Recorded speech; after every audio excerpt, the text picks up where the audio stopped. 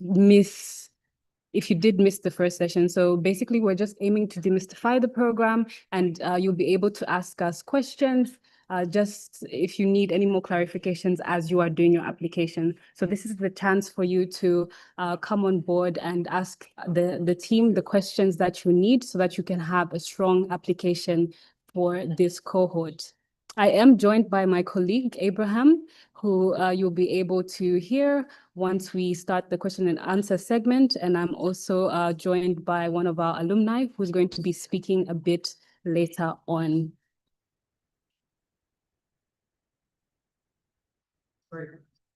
Okay, so once again, my name is Mariah Tembo, and I'm an entrepreneurship associate at BongoHive, and it's a pleasure to meet you.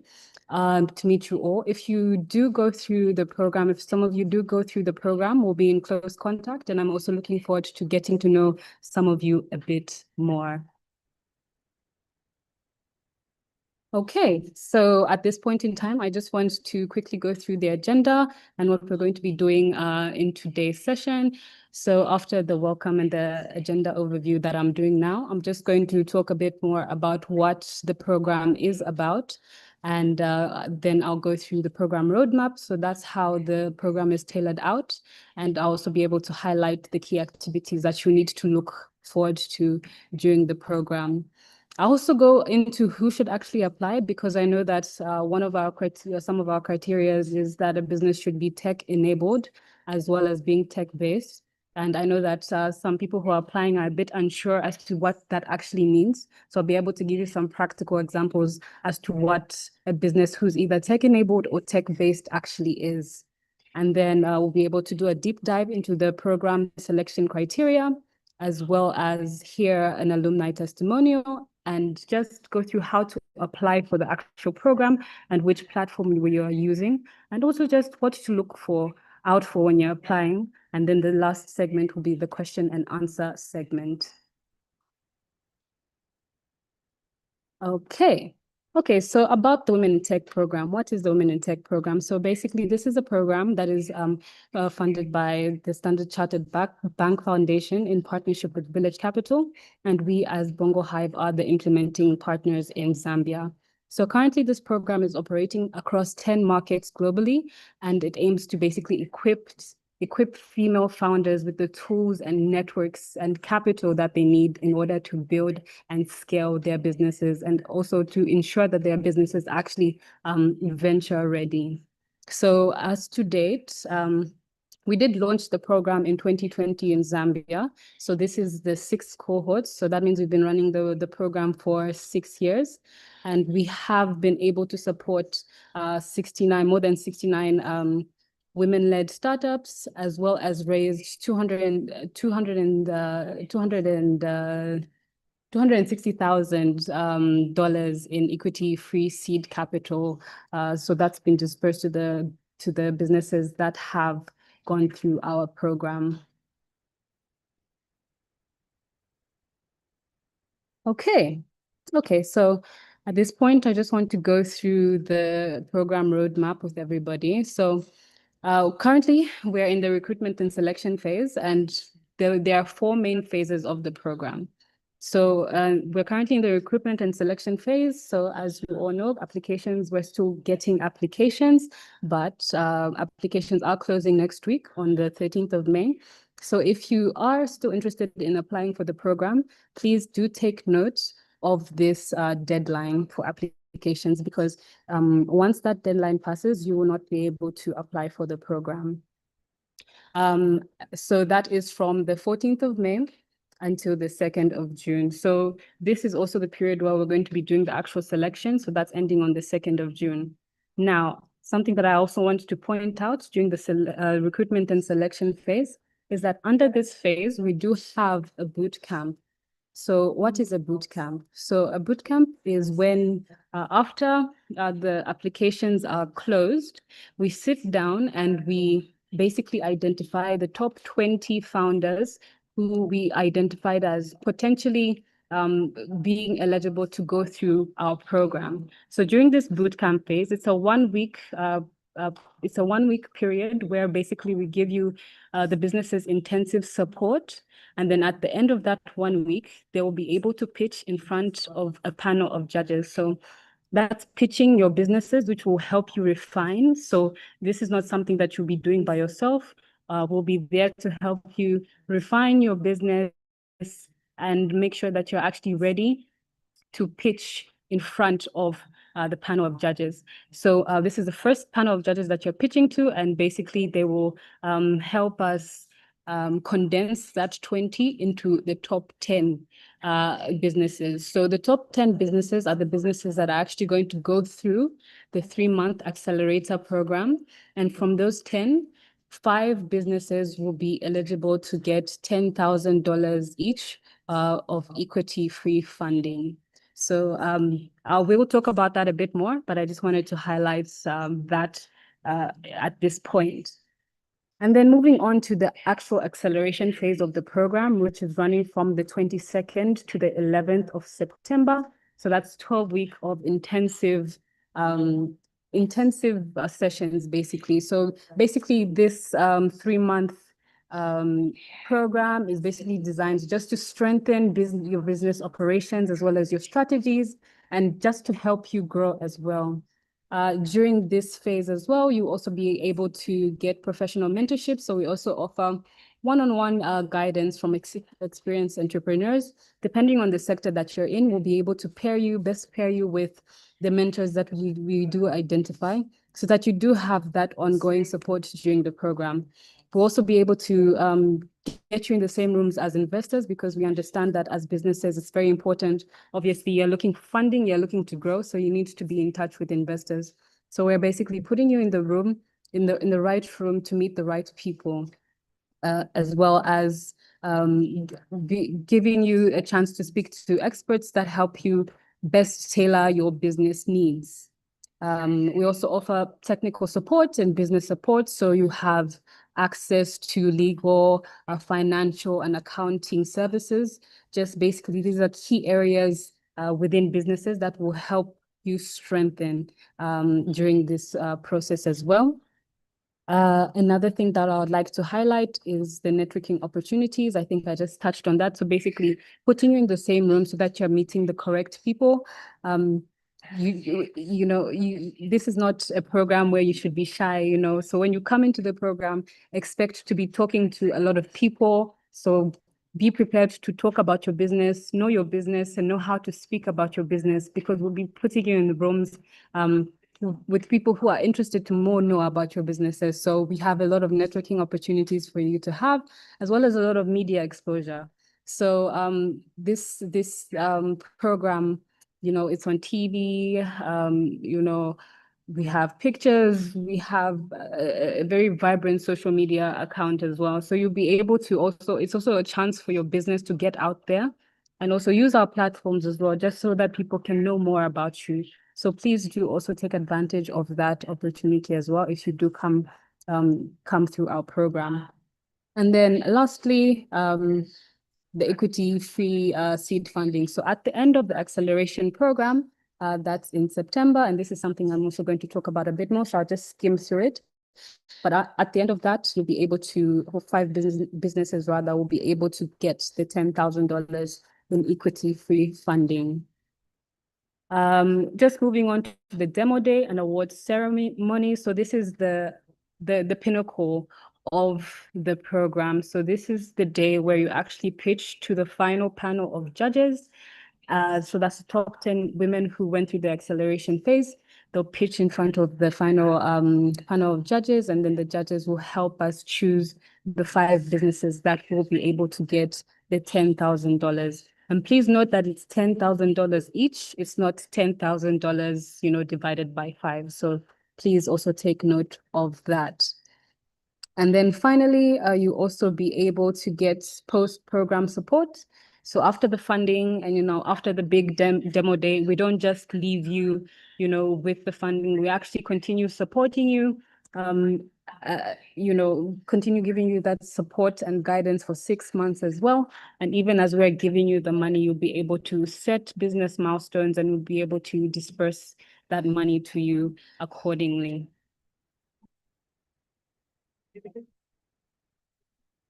Okay, so at this point, I just want to go through some key activities in the program that I feel that you should also take notes as well of. So we're currently in phase 1. Our applications opened on the 25th of March and they are closing on the 13th of May, which is next week. So time is running out, but don't worry, our application is not very complicated. It's not complicated at all, no. Let me not even say it's not very complicated. It's a very straightforward application. And you will be able to still make that application in time. If you do have any challenges applying, I'll be able to share my email after this session. I know that you applied via Luma, so I'll also be able to share my email so that if you are having any challenges, you can just reach out to me and I'll be able to assist you if you have any problems with the platform. So we'll be selecting our top 20 participants for the bootcamp during by the 2nd of May, and we'll be announcing them on the 4th of June. So how do you know if you've been picked to participate in the bootcamp? You'll have to stay glued to our social media accounts because we do post the business names on our social media accounts. So you'll be able to see who is actually going to participate in the bootcamp, which is the first phase of the program. Then we can move on to the top 20 pitch day event. So this is when the top 20 businesses are pitching. They'll be doing that on the 17th of June, and this will be at the Standard Chartered Bank headquarters. And this is just a 4-day event where everybody will be in one place and pitching. And then finally, the top 10 announcements will be made on the 19th of June. So like the bootcamp announcement, you can just stay tuned and you'll be able to see that announcement on our social media pages. So that's Facebook, that's LinkedIn, then that's Instagram, and that's Twitter. You'll be able to see those. Yes, and then now moving on to the acceleration phase. I know that I did speak I did speak quite in detail into what exactly to expect in this acceleration phase, but just also note that this is a hybrid sort of arrangement. So the majority of our sessions, or rather the 12-week sessions, are mainly online, but you need to take note that there are some events that are in person that you will need to be a part of. And I think this is a good time just to add a disclaimer. So if you are unable to participate, because this is a rather intensive program, I must admit. So if you are unable to make time to be a part of the activities that are going through this program, you might not be able to get the results that you want. Why am I saying that? Because your attendance actually also goes into the scoring as we are selecting who is going to get the $10,000. So no matter how amazing your business is, if you don't attend the sessions and if you don't come to the events, you might not be able to get that money, even if your business is doing really well. So if you're working, yes, we do have ladies who work and do this program at the same time, but you need to plan in advance. We do have all the dates already set out, so you'll be able to see if it's taking leave that you need to do, you'll be able to do that in good time so that you can just be a part of the program. And then we can move on to, so currently we're under phase 2, can move on to the networking mixer. So the networking mixer is our first in-person event under the acceleration program. So what is this networking mixer? Like the name says, we're just basically putting our top 10 ladies in the same room as potential partners and investors. And yeah, basically, like the name says, is you'll be able to network, and the people will also be able to know who is actually going through the program, and hopefully you'll be able to get some contacts from there as well. Moving on to the entrepreneurs in residence events as well. So basically what these are events that happen once every month, and they're in person and they take place at BongoHive headquarters. So that's in Lusaka along Ali Kinkata. And basically what these sessions aim to do is give the women the chance to have an intimate interactions with industry leaders. So you'll be able to meet your experts, in a small setting so that you are able to ask some of the questions you may have. So these are 3 and they happen once a month. Now, if you're wondering, what if I live in Livingston? And I know I'm prompting some questions that you may have. I'm just looking in the future. So if you're wondering, I live in Livingston, I'm eligible for this program. How am I going to be traveling, to Lusaka this often? Just let us know. We'll be able to work out how we can better support your movements so that you are actually a part of the program as well. So don't worry if you're not a resident in Zambia. Not in Zambia, sorry, in Lusaka. This is not a program that's strictly for businesses within Lusaka. So if you are outside of Lusaka, please still do apply. We still want you on board and we'll be able to best accommodate how we can help you be a part of the program. And then now moving on to the CSR events. So basically this event happens closer to the end of the program. And this is where basically ladies get to teach members of the community what they learned in the program. So last year, we were working with the Zambia National Association for Women with Disabilities. And hopefully some of those ladies are also on the call. And basically the ladies went there and just taught the ladies some of the things they had learned in the program. So we hope to continue working with the association this year as well, and also have some of those ladies take part in the program. I think at this point, I just want to emphasize that if you are a lady, living with disabilities, or persons living with disabilities, you are highly encouraged to apply, as well as if your innovations also help people with disabilities, you are also highly encouraged to apply because we do want to have or see some of those innovations, grow in scale. And then finally, I think I did talk about Demo Day and post-program support.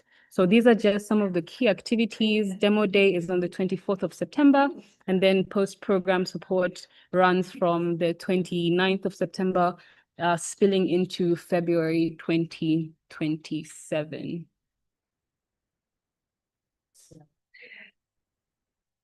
Okay, so who should apply?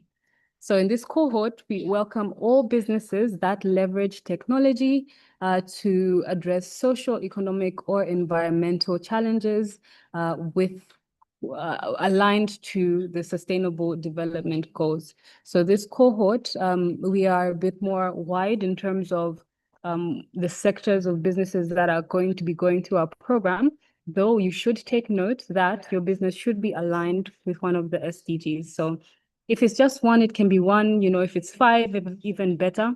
But just note that even as you're doing your application, you need to be clear as to which SDG your business is tackling. So we did highlight, a business should be tech-based or tech-enabled, but what does this actually mean? And I'll start with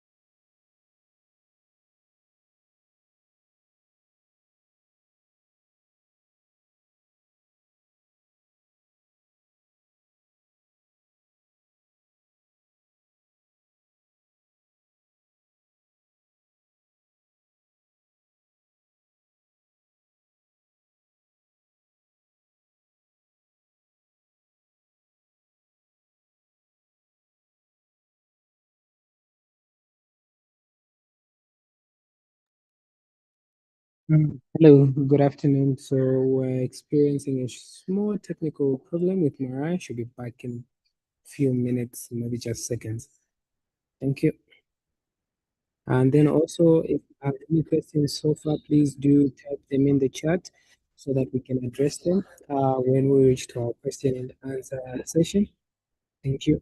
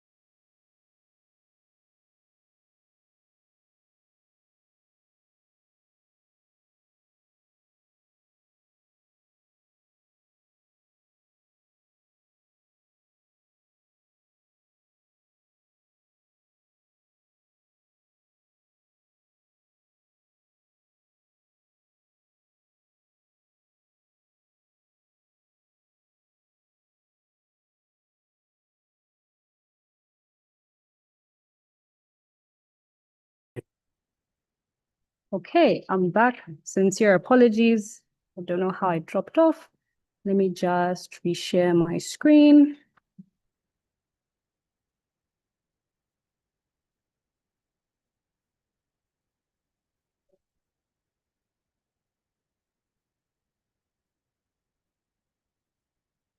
Okay, Abraham, please confirm if you are able to see my screen.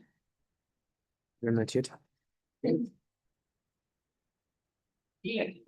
Now you should be able to see my screen. Yeah, I can see your screen now. Okay, thank you. Apologies about that. So, like I said, defining tech-based is if you remove the technology from your business model, your business collapses.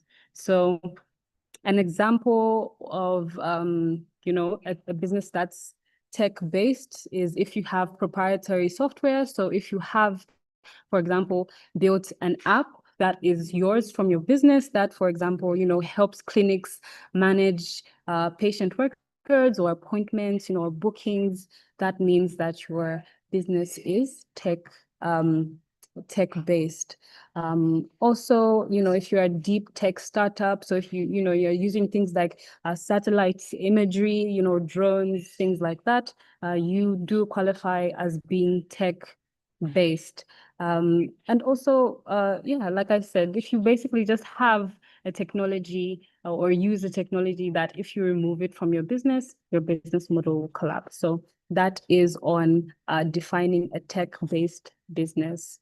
Now I want to move on to being tech-enabled, because we do understand that, not a lot of, maybe not a lot of businesses are, tech-based. So if you're tech-enabled and you're not sure what it means to be tech-enabled, we did highlight that you're tech-enabled if if your business uses technology to solve one of these three structural inefficiencies within your business. So market access, operational scalability, and data intelligence and artificial intelligence. So I'm going to give some practical examples of that. So starting with market access. So for example, if you are a smallholder farmer that uses a digital platform basically to sell directly to, for example, restaurants or households in town, and you're basically cutting out that middleman and going straight to your market, you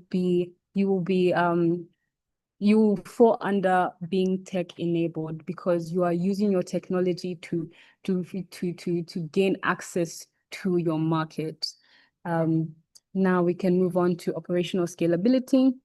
So for example, if you used to be doing things a lot manually, maybe writing down your financial records using pen and paper, but now that you've moved on and switched to using a simple app, or maybe you're using Microsoft Excel in a certain way just to make your business more efficient, you will be classified as tech enabled. Why? Because you're moving away from, the manual way of doing things, and you've automated some of your systems to ensure that, work for you is easier. So that means that your business is tech enabled.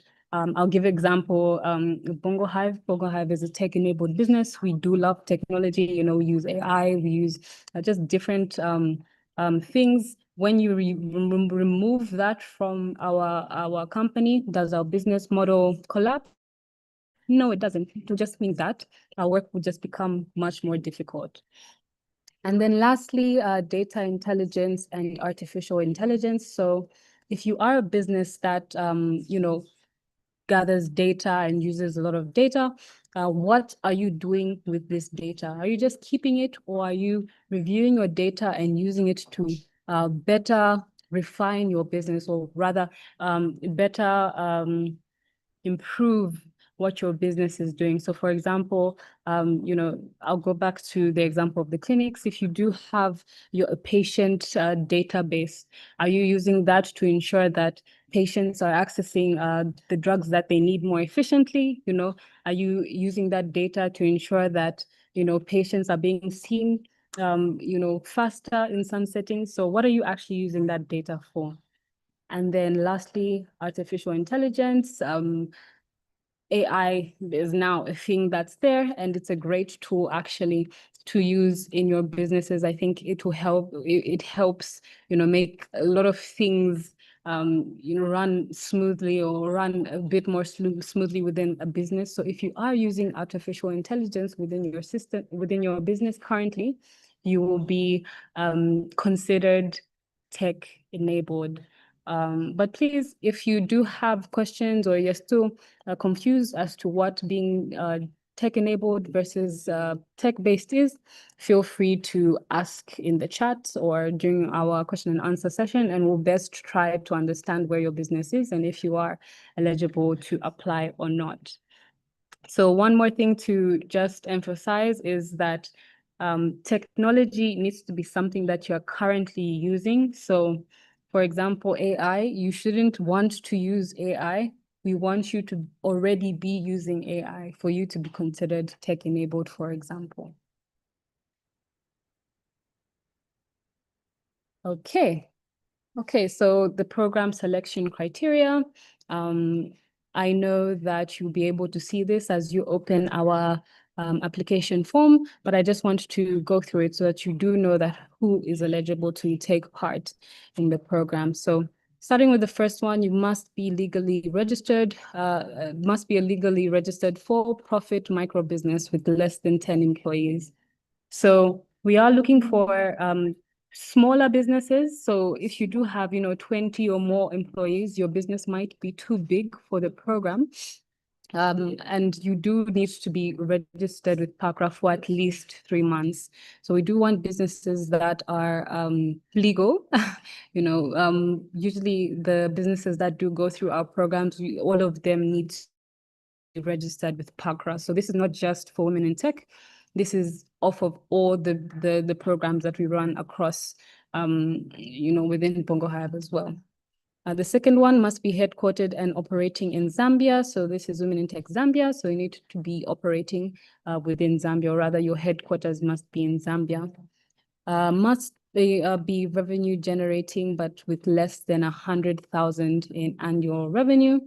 So you have to look back, how much are you making? If you're making above $100,000 a year, your business may be too big, or rather your business is too big to participate in this program. So just ensure, even as you're applying, you're looking at the numbers as well. Moving on, must have a minimum viable product and have raised less than 500K in equity. So what does this mean? Having a minimum viable product, you need to actually have, your solution, you need to have that. So if it's an app, you need to have and show us that you have that app. You can't be, rather, we're not accepting businesses that are still in the process of creating their products. We want to be able to see your product demos so that we also know how to help you scale. And then for having raised less than 500K in $500,000 in equity. So what does this mean? This means the money that you have been going out to get from investors. So if you have already been, going out and pitching your ideas and getting some money, if you have made over $500,000 from that, you are not eligible to take part in this business. So you have to have raised less than $500,000 in equity to be able to participate in the program. The next one is must have meaningful customer or business validation, which is not limited to revenue. So it can be a successful pilot studies, number of users, and also strategic partnerships. So one thing that I do want to note is that we are looking for businesses who are already generating revenue in some way. This doesn't mean that you have to be, making so much money, but we do need to see that you have customers who are willing to give you money. And in terms of validation, so having meaningful validation as well. So if you haven't raised so much revenue and you're worried, you can also show us other ways in which you have validated your business. So have you already signed some MOUs with partners? That counts as some sort of validation. How many users you have on your app currently? Even if you're not necessarily making a lot of money off of that, but do you have active users on your platform, or did you run a successful pilot? You have to document that as you're applying, and also highlight that. So this is basically just to show that your business is alive and doing something, and it's not just dormant. That's why we want to see that validation. And then moving on to the next point, which is must have at least one female founder with an equal or majority stake in the business, and one full-time founder based in Zambia. So one of your founders need to be based in Zambia, simply because some of our programs, some of them are in person and you have to be present for that. So if both of you are out of the country, that would be a bit difficult for you to participate. And, participation also goes towards scoring you for getting that funding. So one of your founders does need to be in Zambia. And then at least one founder needs to be a female founder with an equal or majority stake in the business. So this is women in tech, like the name says. So we are targeting women founders as well. So just look back in your business and ensure that you do have at least one female founder. I think I've talked about one full-time founder must be based in Zambia, so we can move on to must be tech-based or tech-enabled.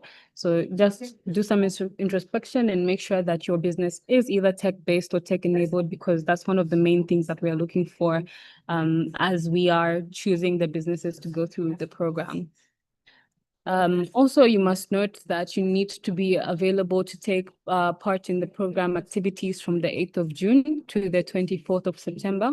So the 8th of June is when the boot camp is beginning. So you need to be able to take part in the activities from the 8th of June to the 24th of September, and even beyond, as you are getting that funding and having that post-program support. Though that part of the program is mainly online. So just ensure that you are free and you'll be able to, take part during this period. And then lastly, just touching on the age range. So this program does target founders from the ages of 18 to 35, which you can categorize as youth, though founders above 35 may still participate, but they will not be eligible for the equity-free seed funding, the $10,000. Now, at this point, I don't want to discourage you. So if you are a founder who's over 35 years of age, and now you're thinking, what's the point of joining the program if I'm not even going to get the money? The knowledge that you actually get from the program, if you do apply it in your business and you go out there and pitch, you can find that, you even make more than the $10,000 that we're offering in this program. And we have had some women who have, participated in the program and they didn't win, but they've gone on to make even more money than what the program was offering just because of, what they learned during the program. So don't be discouraged. This is still a great opportunity to meet partners and investors. And yeah, I would really encourage you to just take the time and join the program.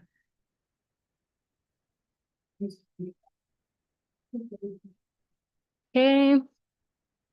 Okay. At this point in time, I don't want to say it for myself because, it would sound as if we're tooting our own horn. But at this point in time, I would like to invite Kapampa just to turn on her video as well as her mic, just so that she can take us through her experience when she went through the program. So she's from our cohort 5. So she was with us last year and she actually did win the seed funding. So Kapampa, at this point in time, I'll just ask that you turn on your video and mic just to tell us a bit more about your experience. Thank you so much, Mariah. Can you hear me? Okay, your lips look like they're saying yes, but you're muted, so I'm going to assume you heard me. That's fine. So hello, everybody. My name is Kapampa Mwape, the CEO and co-founder of Kulanda Publishing House. And what we do is create educational tools that are both physical and digital, but most importantly, that are relevant and contextual for the African and Zambian child. And I think I'll just tell you a bit about my experience with women in tech. So first and foremost, I applied twice for women in tech. Last year was not the first time that I had applied. I applied during cohort, I think 3 in 2023. And back then there were a lot. I think there was a top 50. We made it to the top 40. And then I made it to the pitching day, through the boot camp to the pitching day. And then we were not selected to be part of the next phase, but we managed to pitch. And at that time, we didn't go as far as we had hoped. And it was very discouraging at the time, but we kept pushing with the business. And we launched shortly after the pitching day. And honestly, the season that we're in at the time, it wouldn't have even made sense to go all the way in the program because the time wasn't going to be there. But then last year, I think what happened was we just decided to go for it again. We had been planning to build a digital platform for schools, for teachers to be able to, I guess, streamline their processes, things like attendance. Lesson plans was one of the biggest complaints that we've heard from teachers. We were trying to make sure that they have that ability to make lesson plans quickly so that they're able to focus on teaching their children and attending to their different types of intelligences, their different needs. And so we created an MVP using vibe coding. And that is basically where we were at the point of the program. And I think last year, honestly, things weren't looking great to begin with because I had just left formal employment. But then taking part in the program kind of gave me that drive. again to kind of get back in the driver's seat and keep pushing. So it's a very intense program. I will tell you that right off the bat. The boot camp, first of all, it's crazy. It's only 1 week, but the amount of work that you need to do in that 1 week is a huge commitment. But it's so much worth it. It's so worth it. And on the demo day, I think confidence is key. I'm going to tell you that right now. And after the boot camp, you have the 3 months, which is also, again, intense, but for different reasons. You are taking in so much information every single week. It's building you. You are growing. You're learning at every stage of it. And it's quite a lot. You have to be ready to commit to it every single week. Like what Mariah said is that the attendance is part of it. It's not a lie. You have assignments, weekly assignments, you have mentorship sessions, you have the in-person networking events, and the sessions in residence. All of that is taken into account when they're choosing the top 5. But the experience itself, you're learning so much that by the time you're reaching demo day, you're a completely different person from the time that you started. You understand what business looks like. I was not originally a business person. I tell people all the time, I'm a scientist by profession. Publishing just stumbled onto me, really. And then tech also came and stumbled again. But it was important because as much as we love publishing books, tech is the future, and diversified income, even as a company, is extremely important. And so, yeah, we had to, I say we, it was me. I had to really pull up my socks and push quite hard. If you're in full-time employment, it's something that you also have to consider, because the sessions will take a lot of time. It's like being in school again a little bit. So just be prepared for that as well. Yeah, I think one other thing I would say is it can seem a bit daunting. Everything I've said can seem daunting. My advice would be to do it scared. I think just go ahead and do it. Whether you're a bit timid, you're not great at talking in front of people, all of those skills are things you'll practice throughout the program. If you're not sure about your business, take the time to do your homework about your own business. You know it better than the rest of us. No one will know it as well as you because you're a part of it. And I think it'll be worth it in the end. I can promise you this. Even if the 10K doesn't end up with you, you become part of a community where we're supporting each other every single day. Just today, I was receiving WhatsApps supporting the ladies who are pitching somewhere else. I think in Zambia still, but not all of them are winners. But we keep receiving updates about how everyone is thriving and growing, and it becomes a community of women in tech who are supporting each other to make sure our businesses actually survive long term. It's I think that's what I can say about that. Then once you do win the post program support, once you do win the 10K, I can assure you it doesn't slow down. Things do not slow down because you are then held accountable for it. So it's free money, like it's equity free, but you must actually you put your money where your mouth is, basically. Everything that you claimed during the program, they're like, okay, you said you're going to do this. Where is it? Are you reporting? Are you keeping up to what it is are you holding up to the standard that you set for yourself during the program? It's life-changing. I think it comes with a lot that you maybe don't expect. I won't say the word fame. I don't think it's fame, but it's like almost, I'd say, prestige. Being able to say in your traction that we took part in Women in Tech and won the $10,000 grant, immediately people take you more seriously. If you've been through an accelerator program, even if you don't win the 10K, people will still take you more seriously because you have submitted to a process outside yourself. As entrepreneurs, sometimes, we'll be thinking, oh, I got this. I'm a businesswoman. Let's go. But having this support system, this help, this structured help is so important for building your own confidence about your business and being able to sit in rooms with investors who are asking you about strange words like CapEx, but you understand what that means. I did not know, but don't ask me what it means right now. I'll tell you later. But yes, I think yeah, I think that's what I would say is my experience with the program and why I think it's worth it to do it, regardless of whether you're in it for the money or not. It's honestly a really good program. And I highly recommend 10 out of 10, 11 out of 10. Thank you. Have I made it too short, Mariah? Is that okay?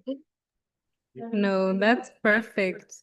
Actually, thank you so much for your honest feedback as well. I like how you brought out, in the beginning you were unsure, but you took that leap and like look how far you've come. Like she said, like you emphasized, it's a really intense program. We want you to learn as much as you can in such a short period of time, but the benefits that you reap afterwards, like you said, it's really truly, life-changing, the exposure that you get as well. Yeah, so Kapamba will also be on the call. So if you do have any questions for her, just keep them and then we'll be able to address them a bit later on. So yeah, looking forward to that as well. But otherwise, thank you so much for your input. Yeah, so you heard it straight from somebody who took part in the program. We're here to help you learn intensively, but after the 3 months, and 3 months goes by so quickly, and we're a great company, if I do say so myself. So, the process is easy, we are here to help. And like she said, she's also a part of, a strong community of women. We always support our founders, we always help them out, and they can always reach out to us, and we're always happy to help in any capacity, even if you haven't won the money. So really hoping that you are inspired just to be brave and be a part of something that can actually, make your life better or change your business life. So thank you, Kapampa. We'll be waiting to hear the questions that everybody has for you to answer.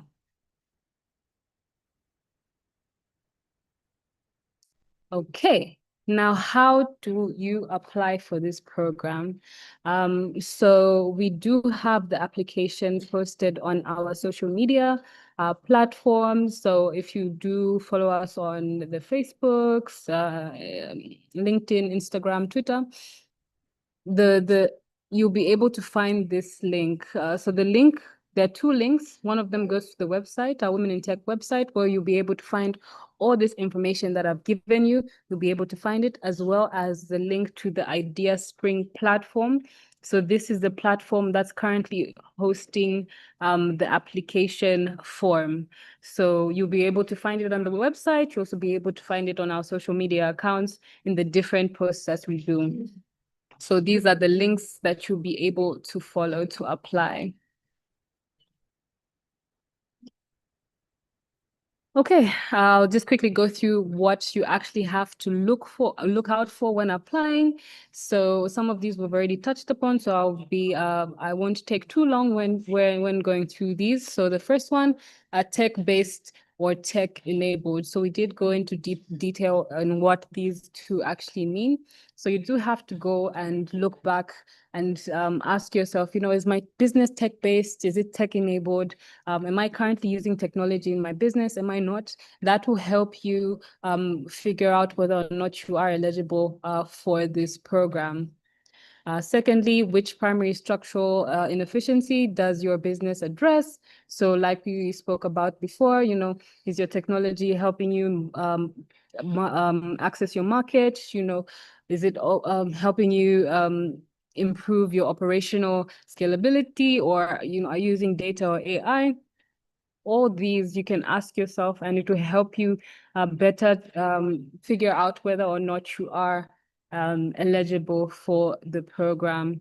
You will also be able to describe, even in your applications, how technology is used in your daily business. So you also have to think about that as well. So what technology are you using right now? Just list them out. Do you use them every day?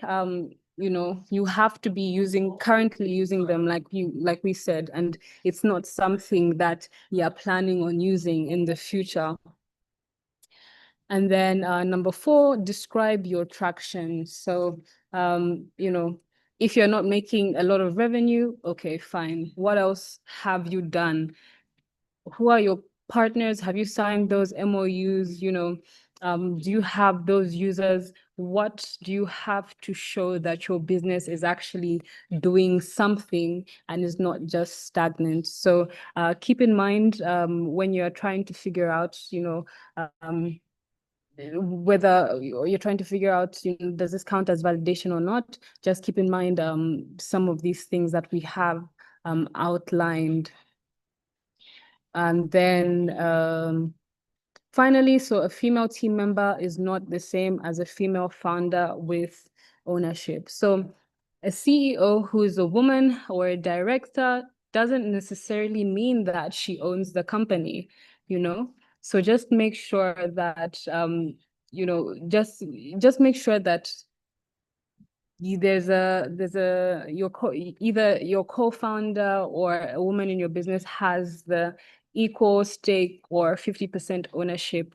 Because if you do come in your applications and say, I have this wonderful lady and she's the CEO of my company, but she doesn't, run the company, she's not the founder. Someone else is a founder, or, if it's a man who's a founder, that means that you do not qualify for the program. So please do be on the lookout for some of these things that we have highlighted and also reiterated as well, because it's very important, even as you're trying to figure out whether or not you are eligible for the program. Okay, at this point in time, I have spoken a lot. We do want to open it up to some questions. You can either put up your hand and Abraham will help unmute you, or we'll be able to read out the questions that you have already typed in the chat.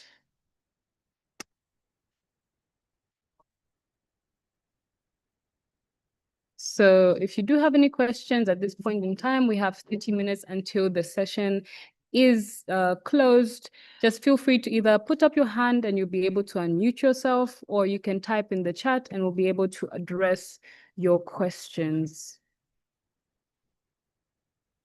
And then also, since we are live on YouTube and Facebook, you also be able to type your questions in our chat, in the comment sections of our chats, and we'll be able to see them and address them as well. So if you are watching either on Facebook or YouTube, we are with you. And we do also want to hear from you any questions that you may have. Okay, great. So we do have a number of questions in the question session. So maybe we can tackle these, and then I think we can go to those that have raised their hands. Apologies, I think my background is not working, but we can carry on. So our first question from an anonymous attendee reads, I have a valuable product business with an MVP, and I'm now actively working on integrating data-driven systems into operations and customer experience. Would you consider this stage suitable for the program, or is the expectation that the applicants already have these systems fully implemented? Okay, thank you for that question. So the fact that you already have an MVP, I know that, or I hope I'm understanding your question. You do have an MVP already, so that already means that you are eligible to take part in the program. If you're saying that you're still refining that MVP, we'll be able to help you and support you even during the program. So I advise that you apply. We also have shared the link in the chat as well. Okay, great. I hope we have answered your question. The next question is, how do I apply? I'm kindly asking for the link, which I believe I have reshared in the chat. So please do look at our chat. I did send the link there. And then Sam is asking, what about if I'm 35 and turning 36 during the program? Do they still qualify?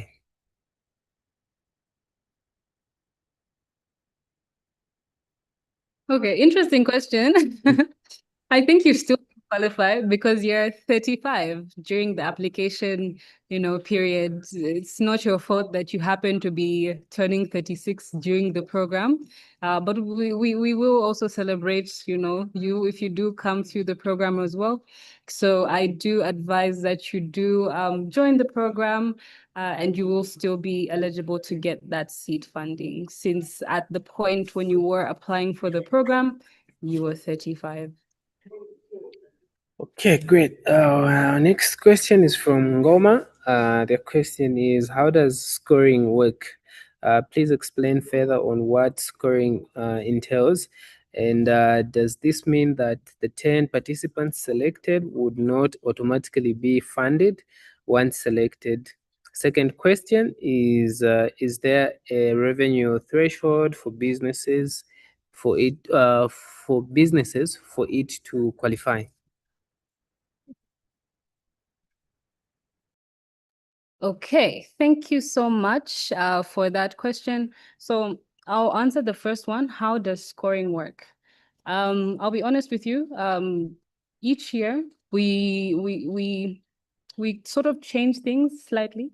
So I won't say that we'll necessarily use the same scoring criteria that we used last year, but you should note that we'll still be scoring, and part of that score will include attendance, right? So I'll start from there.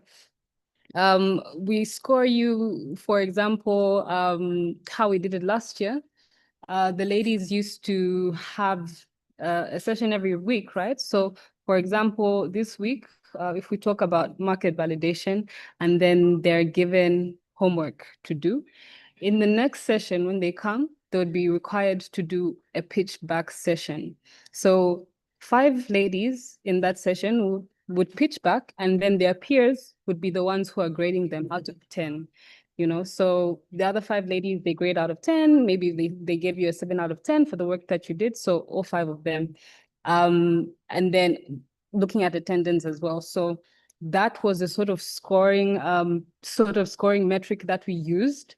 And then also there's scoring as well for the actual on the day, like when you're pitching in front of judges. The judges are given a scoring criteria.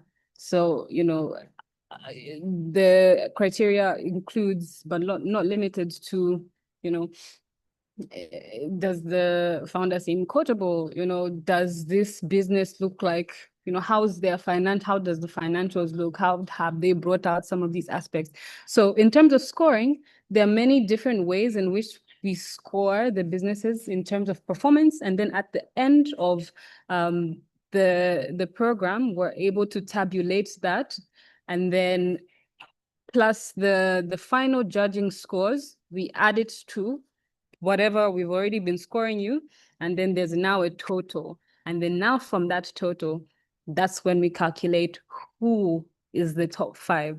So that's how we do the scoring, and that's how we do the selection. You also asked, does this mean that the top 10 participants selected would not automatically be funded once selected? So yes, just because you're part of the top 10 doesn't mean that you are eligible for the funding. You do have to be participating and going through the exercises, and we'll score you from that and from what I've already explained. And then from there, we'll be able to have that cumulative score and find out who are the top 5 businesses who are eligible for the funding. And then I think the last thing that you asked, is there a revenue threshold for businesses for it to qualify? So yes, you have to be making less than $100,000. So if you're currently making over that, that means that your business may be too big for the program.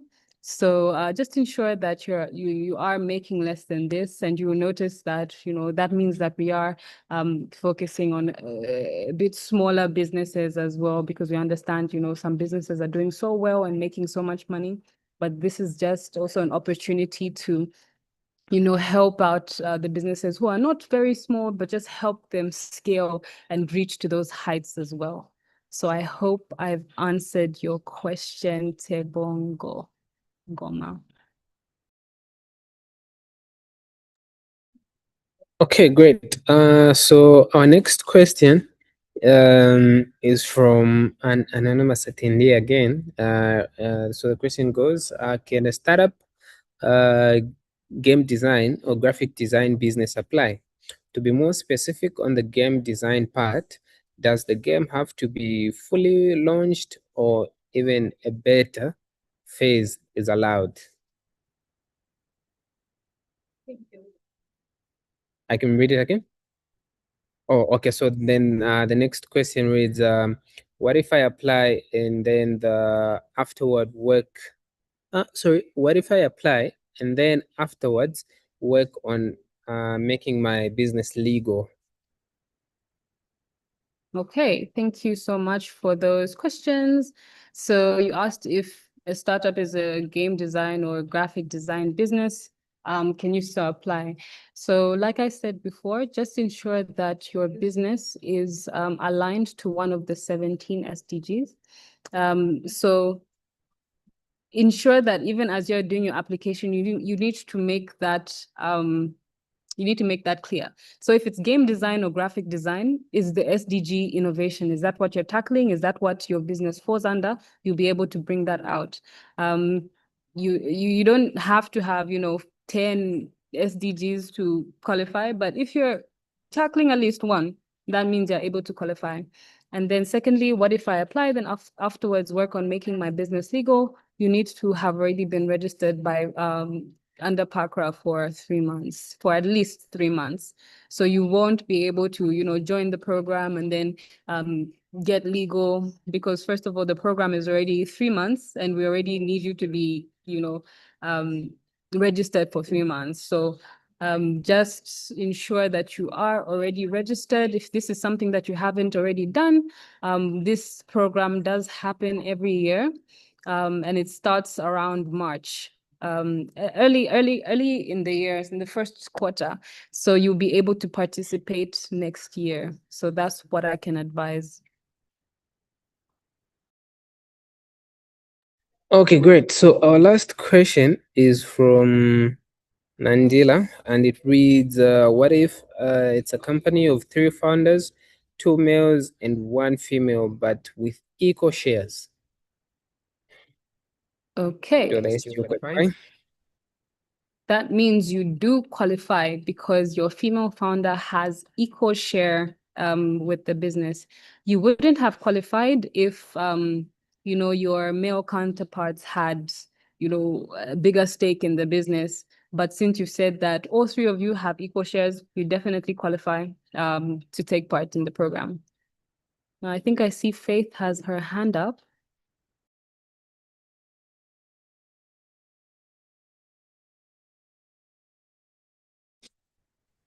Okay, Faith, I have allowed you. You can unmute your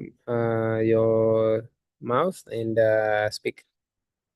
Okay, good afternoon. Thank you so much. My name is Faith Nkondevlaya, and I would love to participate, but because I have a lot on my table this year, I will not. However, I would love to request Ms. Mwape if she could mentor me in preparation for participation next year. This is a request. Thank you. Sorry, Ms. Mope, which Ms. Mope? Ms. Kapampa, the lady that shared the alumni. I see. Yes, So I'll let her answer.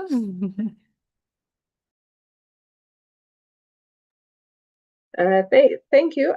I'm feeling very respected right now. I appreciate that, Faith. Mariah, it's allowed. I can mentor someone before I answer. Yeah. Yes, there's definitely no harm in mentoring someone, especially if you are interested in participating next year. Maybe you would definitely be able to get some great insights from Kabamba. Okay, great. In that case, I am available, Madam Faith. We can chat. All right, thank you. I would definitely search for you on LinkedIn. Yes, I'm very active on LinkedIn. Thank you. Yeah, that's the best place to find me actually. Yeah.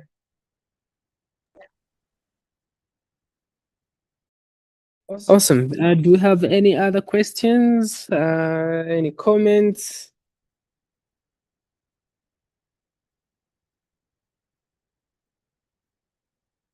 Okay, we have another question in the Q&A, and it goes, what if a female founder partners, or what if a female founder partners up with a different founder, male, who is already registered, work on an innovation project together and form a business? Is that allowed?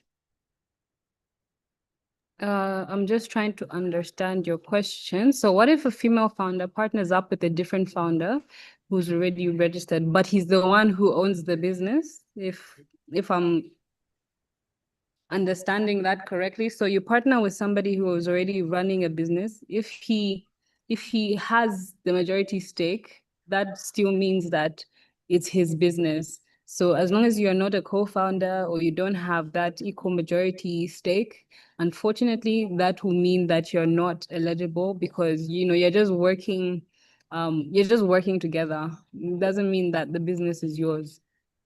Yeah, so I hope I answered that, and I hope I did understand your question correctly.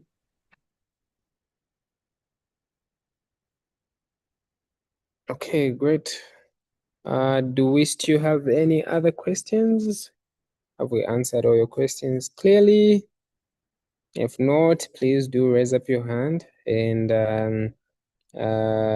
we'll allow you to ask your question.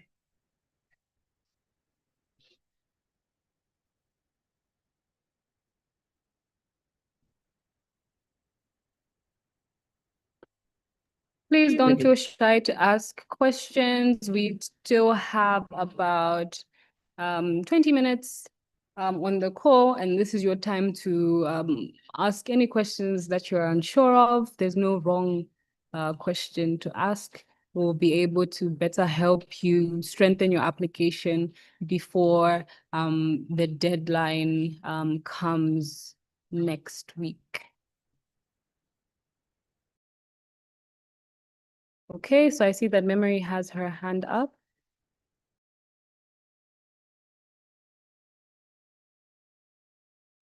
Okay, you can go ahead and speak, Memory. All right. You're able to hear me? Yes, we can. My question is about the registration period with PACRA. What if you registered your company, but then the 3 months is going to be like this month after the application deadline, but before the announcement is out? Does it still make the company eligible? So you said that you just say that again, please. If you registered with PACRA, let's say in February, then you said it should be for at least 3 months. Let's say it's going to turn this month, maybe somewhere 23rd, 25th, but before the announcement. Does that still make the company eligible to apply? Okay. I think go ahead and apply. Definitely go ahead and apply. Why I'm saying this is because our selection process goes until June. So technically, by the time June is there, you would have already reached that 3 months period, and by the time we're making all those announcements, the 3 months would have elapsed. So you can definitely go ahead and apply. We also do have a period of due diligence, so that's during the selection period where we will be reaching out to some of you as well, just to get more information that we may need that we didn't get from your application. So that's what I can say. You can go ahead and apply. You do fall within that 3-month period if you applied earlier this year.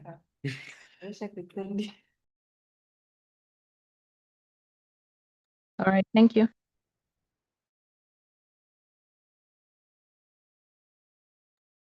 Any other questions? Do we have any questions from Facebook or our YouTube page, Abraham? I'll also leave my email in the chat. just in case you do want to get in touch with me.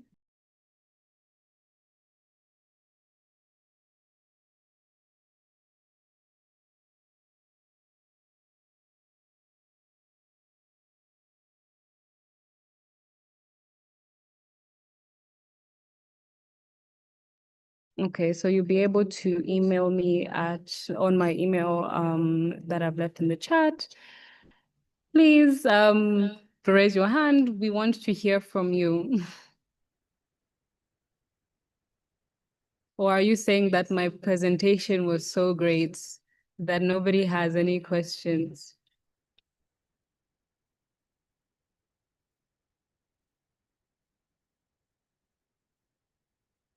There's a new question in the Q&A. So if you're registered with PACRA but not compliant, can you still apply? When you mean non-compliant, what does that mean? What do you mean? So please, I don't know if it's the same anonymous attendee who keeps on asking the questions, but if you can also just unmute yourself so that you can better explain what you mean. Yeah, I think we'll be able to answer that. But what I can say is that your business should be compliant. Ideally, why I'm saying this is even as you are talking to your different investors and things like that, investors don't give money to businesses who are not following the books. That's just how it goes. We also do have sessions on the importance of, governance and compliance within your business during the accelerator program. So you also be able to know more about, the importance of that. I know most of you or all of you are business owners or founders, so you do understand the importance of that. But ideally, you need to be compliant. Try by all means, please be compliant.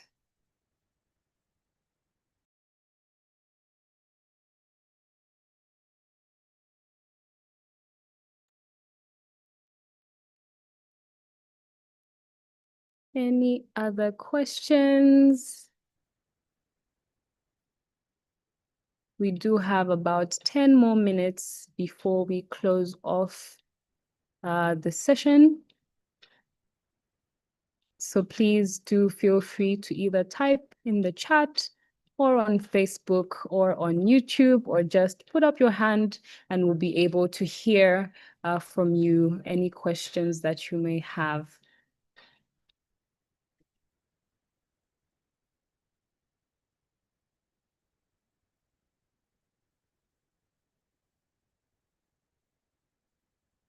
I'll just give it 1 minute. We'll also just check if we have any questions from our Facebook audience.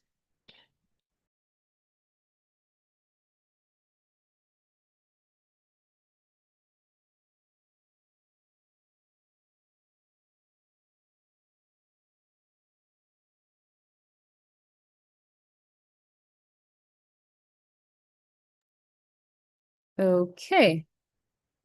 Okay. If there are no other questions left, I think I can give you 10 minutes back of your time. So thank you so much, everybody, for joining this information session and taking time out of your busy afternoons just to learn a bit more about the Women in Tech program. And thank you so much as well, Kapampa, just for being here and being able to share your experience as well. I do want to emphasize, or rather encourage you to apply for the program.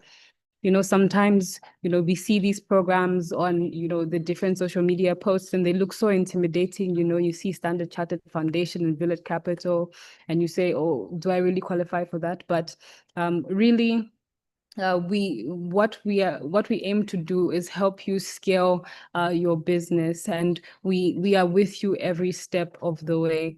And it's not all about the money. Yes, the money is great. It's $10,000, but even in the grand scheme of things, $10,000 really isn't a lot of money. But what you learn from the program is more valuable even than the money that you receive. So hopefully from this session, I've been able to demystify the program a bit more. Hopefully some of you have been able to identify whether or not you do qualify for the program. And I just really advise you to make your applications before the program deadline. And we really are looking forward to seeing some of you, go through the acceleration phase, as well as, end the program and see you grow and reach your new heights. So at this point in time, I would like to thank you all once again for joining the session, and have a good day. Have a good day. You will also be able to reach me on my email address that I have shared in the chat, which is mariah@bongohive.co.zm. I'm very responsive when it comes to email, so don't worry. I will always respond to you. If you do have any questions that you weren't able to bring out in this session, or any questions that might have come about after the session ends. So we are looking forward to also hearing from some of you after this session. So thank you so much, everybody, and have a good rest of your afternoon.